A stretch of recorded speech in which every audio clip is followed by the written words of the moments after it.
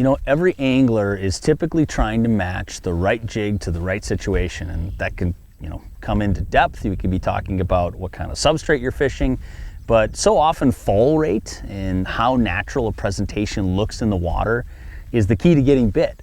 And I think very often we're fishing with jigs that are either too light or too heavy. And there's also this idea of power fishing or fishing fast. And I want to talk about the fact that these are two really opposing forces. The faster you fish, the typically heavier you're going to fish, and the faster your fall rate's going to go down.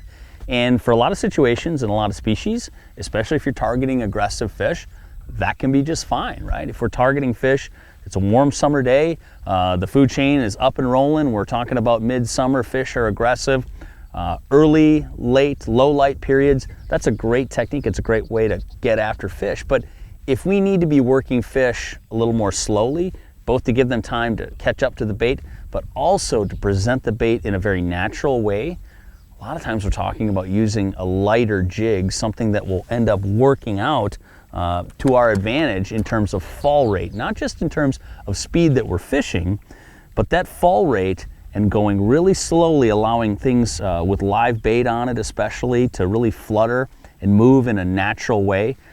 These are tips and things that I learned fishing the river.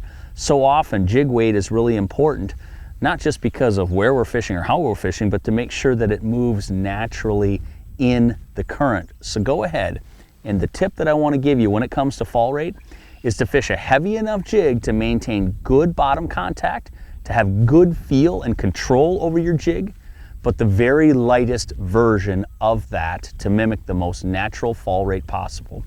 And if you're trying to fish power fishing and you're trying to fish fast and cover a lot of water, go ahead and actually bump up the weights of your jigs a little bit to allow you to cast a little bit further, fish a little bit faster, and cover more water. So depending which end of the spectrum you want to take on, go ahead and match the right jig, the right speed you're fishing, and the right fall rate to catch more fish.